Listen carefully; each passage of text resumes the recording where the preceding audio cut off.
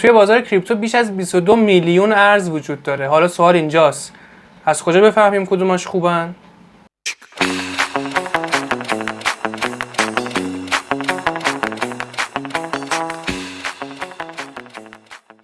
برای پیدا کردن یک ارز معتبر و ارزی که بشه روش حساب باز کرد، چه برای هولد کردن، چه برای معاملات میان مدت و گاهی معاملات کوتاه مدت، یه سری المان ها وجود داره. المان های ساده ایه، یعنی پیچیده هم داره. ما سعی میکنیم فقط ساده هاشو بگیم، همونا هم واقعا کافیه. بریم چند تاشو بررسی بکنیم. اولینش اینه که اون ارز متعلق این چیزها رو بچه‌ها خیلی راحت میتونید از چت جی پی تی بپرسید. یعنی مثلا چیزی نیست بخوای خیلی علم خاصی براش داشته باشی. از چت جی پی تی باید بپرسید آقا فلان ارز آیا وابسته به نهادی هست یا نه. بچه‌ها کریپتو مثل فارکس نیست. در کریپتو ارزها خیلی مستقل عمل میکنن. خب یعنی اینکه برای یک شخص خاص معمولا نیستن، ولی بعضی وقتا یک سری کمپانی ها خیلی روی سرمایه گذاری میکنن. بعضی وقتا یک هیئت مدیره‌ای براش هست. بعضی وقتا یک فرد خاصی خیلی روی سرمایه گذاری میکنه. اینها میتونن برای ما ملاک‌های باشن برای اینکه اون ارز برای ما معتبر باشه. مثلا شما ارز مثلا چه میدونم XRP رو برفرض در نظر میگیری، میخوای این ارز معتبری هست یا نه؟ خب میدونیم هست. چرا میدونیم هست؟ چون میدونیم آقا یک هیئت مدیره‌ای داره، اینا هستن. پس ما میدونیم که این ارز کسب و کار داره. این نکته اول. نکته دوم، میدونیم آقا آدم‌های معروف بزرگی ازش حمایت کردن و مهمتر از همه افراد معروف و بزرگی ازش خریدن. این هم از این نکته. یه نکته دیگه ای هست که اون خیلی خفن‌تر میکنه قضیه رو. اون اینه که ETF-شون تایید شده باشه یا در پروسه تایید شدن باشه. خب برای کریپتو خیلی قضیه کمتره به خاطر اینکه تازه تأسیس دنیای کریپتو، ولی باز هم یه سری ارزها ETF-شون تایید شده یا در شرف تایید شدنن. کدوما خیلی راحت از چت جی پی تی بپرسید بهتون میگه. یعنی خیلی کار سختی نیستش. ETF چیه رو بعداً مفصل درباره‌اش صحبت می‌کنیم، ولی خیلی خلاصه بخوام بگم ETF یعنی که آقا یک مقدار پولی بهش تخصیص داده میشه و یک اعتبار بخشی بهش میشه که شما میدونی اوکی مثلا فلان دولت دیگه پشتشه، فلان اعتبار رو داره. خیالت مقدار راحت‌تر از اینکه اون ارز فیک نیستش. ولی بیایم سراغ راه حل خیلی بیسیک تر. سایت کوین مارکت کپ اولین صفحه که باز میکنیم و باش مواجه میشین یک همچین چیزی که داریم میبینیم. چند تا من نکته خدمتتون میگم برای اینکه شما بتونی وقتی یک ارز رو پیدا میکنی بفهم که آیا به درد معامله کردن اصلا میخوره یا نه. مخصوصا برای هولد خیلی وقتا شما یه ارز رو میخری بدون اینکه نگاه بکنی آقا پشتوانش کیه، اصلا آدم ازش حمایت کرده، دولتی ازش حمایت کرده، مدیریتی داره، اصلا از کجا اومده.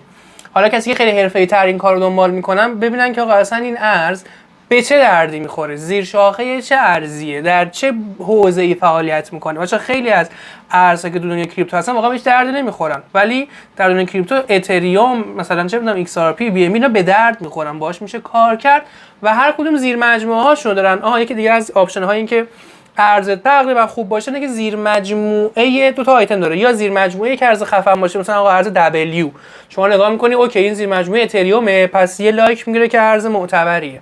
نکته دوم صرافی های خفن اون رو در واقع تو خودشون آورده باشن، اد کرده باشن. اما صرافی مثلا چه رمزارز ABC مثلا شما میزنی نگاه میکنی هیچ صرافی بجز اون صرافی مثلا سر کوچه‌تون نداره.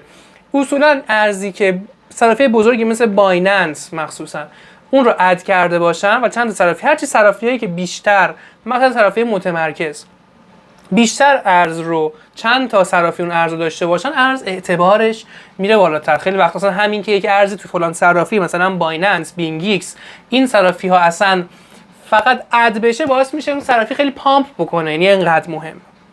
در مورد سایت کوین مارکت کپ بچه‌ها من چند تا نکته بهتون میگم، بیاید با هم دیگه سرش کار بکنیم. اول از همه ارزهایی که یه سری آشغالن اصطلاحاً شیت کوین بهش میگن، یه سری طریقا جذابن. مثلا اون ارز ممکنه واقعا ممکنه در یک روز 10,000% رشد کنه، ولی در نظر بگیرید که خیلی راحت ممکنه در یک روز 99% هم بریزه و خیلی وقتا سری مشکلاتی پیش میاد که مثلا نمیتونه ارز رو بفروشی، ارز کلاهبرداری میشه، 100 تا چیز مختلف.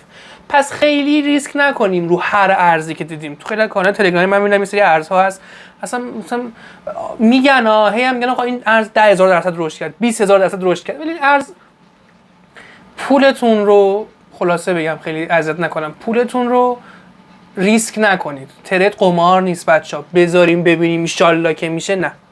تو سایت کوین مارکت کپ من به چند تا چیز نگاه میکنم. به چی؟ بچه‌ها اینجا براتون ارزها رو به ترتیب آورده. به ترتیب چی؟ به ترتیب دامیننسشون، سلطه‌شون، به ترتیب مارکت کپشون، یعنی میزان پولی که داخلشون هست. میزان پول مثلا بیت کوین از اتریوم بیشتره. در اتریوم این میزان پول، در بیت کوین اینقدر پول، 2 تریلیون دلار و خورده ای توش پوله. تو اتریوم که بعدیش 557 میلیارد دلاره. تو ایکس آر پی که بعدیش 181 میلیارد دلاره و هی کم و کمتر میشه. به تبع هر پولی که مقدار پول توش بیشتر باشه بهتره. من به بچه‌ها سر کلاس معمولا چی میگم؟ بچه‌ها من نظر شخصی، حالا هر کسی خودش میدونه. نظر من این هستش که اول همینو بگم بچه‌ها، قیمت من دارم در مورد پولی که تو اون ارز، مجموع پولی که در یک ارز هست صحبت میکنم. با قیمت اون ارز کار ندارم. یعنی مثلا اصلا دلیل نمیشه که مثلا دارم میگم چون بی ام بی چند الان 700 800 تا هست، داره 900 تا، آره، چون 900 خورده بی ام بی، یعنی یک بی ام بی 900 دلاره، اصلا دلیل نمیشه که مثلا از ایکس آر پی که 3 دلار معتبرتر باشه. من به ارز، قیمت یک دونه کوین اون ارز کار ندارم، به کل پولی که درش هست کار دارم. این حواستون باشه. اصلا پس دلیل نمیشه. خیلی از ارزها رو داریم قیمتشون، قیمت یک کوینش مثلا چند هزار دلار شاید باشه، چند صد دلار باشه، ولی مفت نیارزه اون ارز. یا مثلا ارز خیلی معتبری مثلا مثل کاردانو و ترون حتی $1 هم نیستن. خب من توصیه که بچه‌ها سر کلاس میکنم اینه که آقا سراغ، اگه به عنوان حالا چه مبتدی چه حرفه‌ای، توصیه آقا ارزهایی که بالای 1 میلیارد دلار هست کوین مارکت کپش، دیگه آقا 900 میلیون دلار 800 میلیون دلار دیگه تهش، که تقریبا میشه آقا 100 ارز اول. اینها ارزهایی هستند که شما میتونی یکم خیال راحت تر باشی. باز هم داشتیم ارزهایی که یه دفعه دام کرد، یه دفعه 80% 90% ریخته، یعنی اینجوری هم نیست کاملا اعتماد کنیم، ولی معاملات روش منطقی تره. یعنی شما حتی اگر میخوای تحلیل کنی، بر اساسش خرید کنی، چارتش منطقی تره. خیلی وقتا میبینم یکی از بچه‌ها مثلا یه تحلیلی میکشه، میگه مثلا فلان خط روند شکست، من وارد میشم میبینم ریخت. چرا ریخت؟ بعد نگاه میکنیم مثلا اون ارز توش مثلا کلا 10 میلیون دلار پوله. یعنی آقا یه نهنگی بیاد 1 میلیون دلار بخره از اون ارز، 1/10 اون ارز، کل کوینای اون ارز و کل قیمت اون ارز رو گرفته برای خودش. این باعث میشه که نوسان ایجاد شه. پس آقا ارزهایی که هرچی که مارکت کپ پایین‌تر باشه، عرضه با ورود نهنگ‌ها شدت بیشتری بالا پایین میشه. این نظر خوبه، ممکنه شانست بزنه بره بالا، ولی این نظر منطق رو پشت سر میذاره. شما نمیتونی تحلیل درستی داشته باشی، برای همین خیلی بحث قمار توش میره بالا، بحث شانس توش میره بالا. پس آقا ترجیحاً ببینید که اون ارز به کجا وصله، سابقه‌ای داره. بچه سابقه هم خیلی مهمه. ارز خیلی خفنی که حتی خیلی خفنه و پشتشن و فلان حرفا 2 روز اومده، 3 روز اومده، یا اصلا حتی من به شخص ارزی که 1 ماه 2 ماه اومده رو ترید نمی‌کنم، چون من سرنوشتش چیه. ارزهایی که چند ماه اومده باشن، بتونی قشنگ یک نموداری براش ببینی، یک شخصی، یک حکومتی، یک شرکتی حمایت کنه، پشتش باشه، و مهمتر از همه اینکه حمایت کنه خیلی به درد نمیخوره، خودش خریده باشه. بیت کوین چرا اینقدر معتبره؟ چون خیلی از کشورها خریدن، خیلی از رئیس جمهورها خریدن، خیلی از بانک مرکزی هاشون خریدن، برای همین معتبر. و اینکه آقا در سایت کوین مارکت کپ و پولی که توشه بالا باشه. اما بیایم اینجا مثلا دیگه ته شما، نظر منه، باز حالا دیگه هر کسی میتونه هر کاری که دوست داره بکنه. من دیگه تهش میگم آقا دیگه در کفترین حالت ممکن 100 میلیون، یعنی ارزی که توی 100 میلیون دلار کلا هست، هم شما نگاه که میکنی خیلی به طرز مسخره بالا پایین میره، و حتی توی خود صرافی که خرید میزنی دقیق اون نقطه که شما میخوای نمیخره، میذاره بالاتر، میذاره پایینتر، و گاهی باعث میشه آدم‌ها مخصوصا تو فیوچر ضرر زیادی بکنن.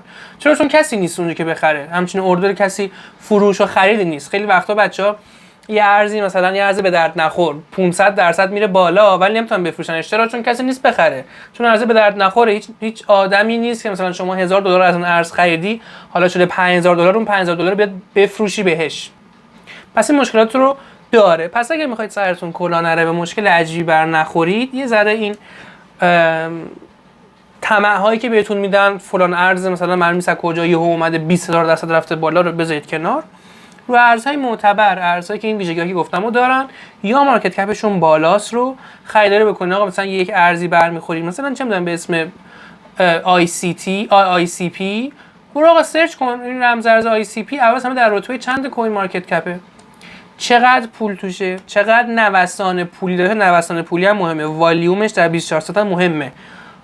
خیلی وقتا آقا یه کسی خریده یه نهنگی مثلا یه ارز رو خریده تکون دست بهش نمیزنه، خب فقط هست، هولدر هست. نه شما حجم رو نگاه کن، والیوم رو نگاه کن، آره والیوم هم بالاست، چه میزان خرید و فروش میشه در طی روز، اونقدری هست شما با خیال راحت بتونی بخری و بفروشی. و اینکه به کجا وصله، آقا زیر مجموعه چه ارز خفنیه یا چه ارزهای خفنی زیر مجموعهشن، بشه دردی میخوره، مفیده و آیا کسی پشتش هست و آیا سابقه داره، قدیمی نیست. و این نکته دیگه مهمتر، آیا در قدیم، اینا هدیه از من، آیا در قدیم دامپ و پامپ عجیبی نکرده؟ بچه یک ارزی که مثلا یه سال پیش 90% ریخته، من نمیتونم بهش اعتماد کنم دیگه، حتی اگر بعدش از بین نرفته باشه و باز در حال کارهای خودش باشه، من اون ریسک رو نمی کنم.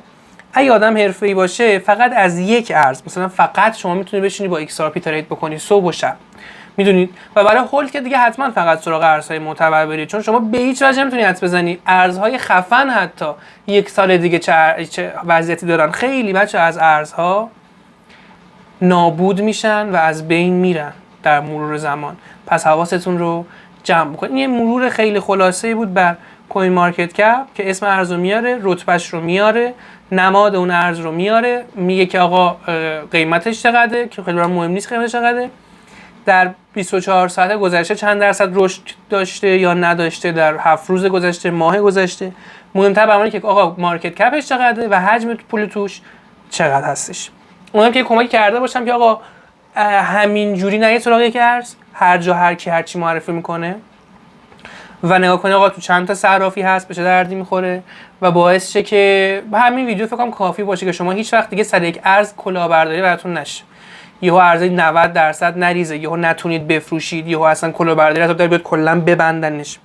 حواستون به این نکته ها باشه. ما حتما در درسات بعدی صحبت میکنیم که آقا آیا راهی هستش که بفهم یک ارز کی پامپ میکنه. مثلا یکیش اینه که حالا جلوتر بگم، مثلا آقا خیلی وقتا اخبار یک ارز، شما اگه خیلی حرفه‌ای باشین جلسه بعدی صحبت میکنیم، مثلا چه میدونم عاشق XRP فقط روی XRP معامله میکنی، برو توییترش رو فالو کن، برو سایتش رو فالو کن ببین چی کار دارن میکنن. خیلی وقتا یک ارز اخبارش رو شما زودتر میتونید متوجه شید، مثلا فلان ارز توی بایننس قرار 10 روز دیگه لیست بشه. خب شما اگه 10 روز دیگه قرار لیست بشه توی فلان صرافی معتبر، از همین الان میتونی بری چارتاشو ببینی و احتمالاً یه لانگ خوب بتونی در طی 10 روز آینده براش پیدا بکنی. اینا نکاتی که حالا ریزکاری که در آینده هم یه کار خواهیم کرد. امیدوارم مفید بوده باشه. ما سعی می‌کنیم هر روز از این ویدیوها براتون بذاریم که کمکی بکنه. در کنار کلاسی که هستش و بچه‌ها شرکت می‌کنن، این نکات ریزکاری هستش که خیلی میتونه به افراد کمک بکنه. خدا نگهدار.